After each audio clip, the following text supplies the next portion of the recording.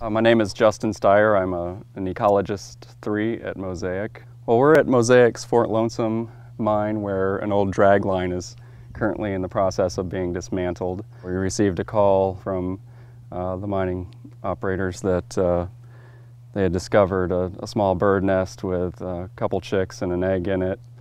We came out to investigate, and it turned out to be a grackle nest. At the same time, we noticed a southeastern American kestrel, which is a state threatened species, perching on top of the dragline boom point box, in which kestrels were actually nesting inside. There are 3 juvenile kestrels with all their pin feathers nesting just inside that box. Mosaic tries to be proactive in its management plans for all wildlife species. We immediately coordinated with the U.S. Fish and Wildlife Service and Florida Fish and Wildlife Conservation Commission to gain the permits and approvals necessary to relocate the kestrel chicks to a nest box structure, which we placed on the top of the utility pole. They have a better chance of survival.